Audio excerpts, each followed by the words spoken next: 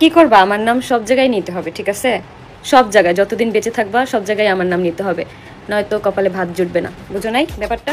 ওরা ছেড়ে গিয়েও ভাবে আমরা তাদের ছাড়া বাঁচবো না, কিন্তু তারা তো এটাই জানে না আমরা তাদের ভালো মনে করি না। সতীনের লড়াই আবারও শুরু হয়ে গেল। আখি একটা পোস্ট করছে, সেখানে বলছে আমার নাম না নিলে ভাত জুটবে না কপালে। তিশাকে উদ্দেশ্য করেই আখি কিন্তু এই কথাটা বলেছে। কেনই বা বলবে না, আখির নাম তো প্রত্যেকটা ভিডিওতেই তিশা নেয়, সেজন্য আখি তিশাকে উদ্দেশ্য করে এই কথাগুলো বলেছে। এ কথা শুনে তারপর তিশা পরবর্তীতে একটা পোস্টে আখিকে উদ্দেশ্য করে একথা শুনে তিশা আবার পাল্টাপাল্টি জবাব দিয়ে দেয়। নাম মেনশন না করেই দুজনের লড়াই চলতেই আছে। একের পর এক ঝগড়া জড়িয়ে যাচ্ছে তিশার ব্লগে। আখিকে নিয়ে অনেক কথা শোনা যাচ্ছে, আখির ব্লগে তিশাকে নিয়ে অনেক কথা শোনা যাচ্ছে।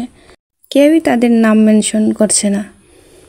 দুজনের মাঝে লড়াই চলতেই আছে, একের পর এক ঝগড়া জড়িয়ে যাচ্ছে তিশার ব্লগে। আখিকে নিয়ে অনেক কিছুই বলছে, আহাতও সাথে ছিল, তো সেই বিষয়টা নিয়ে কিন্তু তাদের মাঝে আবারও ঝগড়া শুরু হয়ে গেছে। তিশা বলতেছে আখিকে ভালো মনে করো না, তাহলে প্রত্যেকটা ভিডিওতে আখির